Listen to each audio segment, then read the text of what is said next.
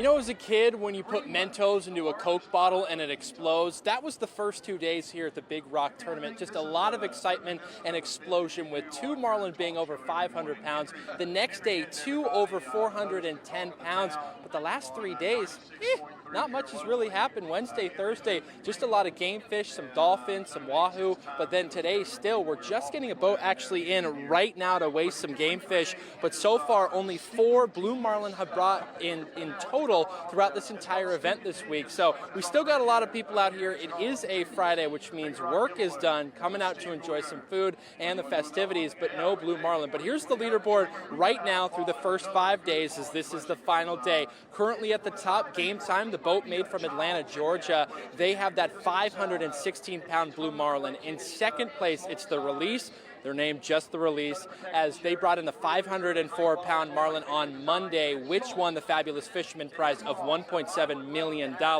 Builder's Choice currently sits at third, but they're first in the Super 20 region, which means that they would purse a $1.8 million prize. And then Ava D currently in fourth place.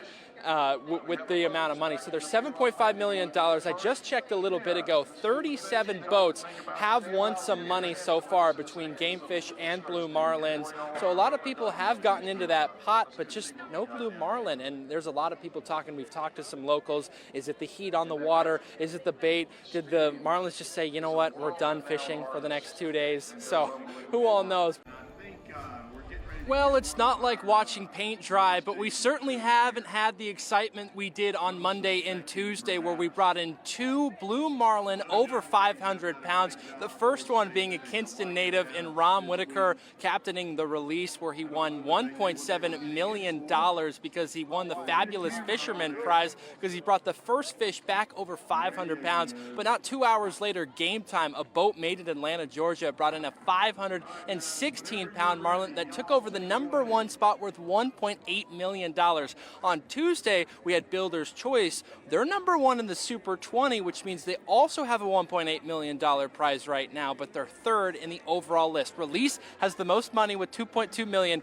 Game Time still at the top of the leaderboard with the biggest Blue Marlin, but Wednesday, Thursday, even Friday, we're just kicking rocks out here. There's still a lot of fun to do. There's a lot of local businesses for folks to have a nice drink or to come out for food, and for kids to come enjoy a day off during their summer break. But no Blue Marlin. We've seen a few game fish come through here, a few wade, but right now we are only up to 37 total boats that are in the money.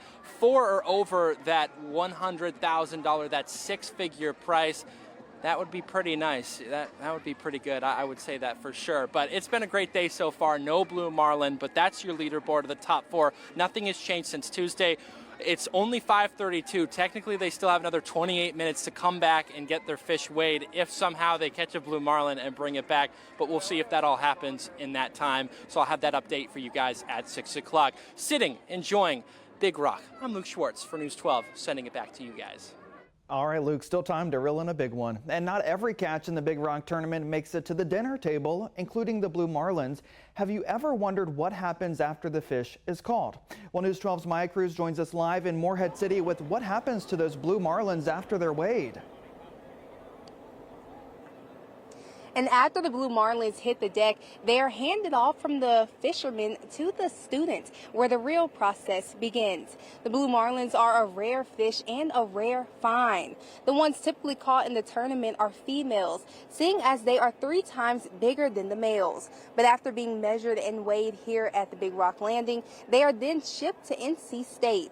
The NC State University Center for Marine Sciences and Technology is full of researchers like Ryan Tharp, whose job is to run tests and find out more about the species, something he says has a great impact on the future.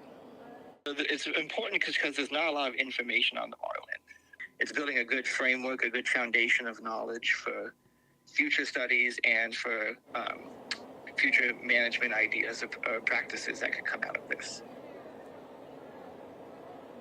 Tharp says most studies done on the marlins involve tracking their movement and migration patterns. At NC State, students take samples of the fish, including their skin, liver, and muscle tissue. These samples give them more knowledge about the fish and the ecosystem they live in. While no big blues were caught today, there's still time in the final day tomorrow. But not every catch in the tournament makes it to the dinner table, including the Blue Marlins. Once the Blue Marlins reach Big Rock Landing and are weighed, they are then handed off to researchers. Blue Marlins are a rare find and, of course, a rare fish, too. The ones typically caught in the tournament are females. They are 3 times bigger than the males. After researchers measure and weigh them, the fish are then shipped to Raleigh. NC State University Center for Marine Sciences and Technology student Ryan Tharp runs tests and finds out more about the species. He says all of this work has a great impact on the future. It's important because there's not a lot of information on the marlin. It's building a good framework, a good foundation of knowledge for future studies and for future management ideas or practices that could come out of this.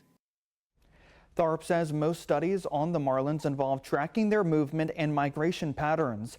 Students take samples of the fish, including their skin, liver, and muscle tissue. These samples give more detail about the fish, and get this, their mercury levels make them inedible, so you don't want to have them on the dinner table.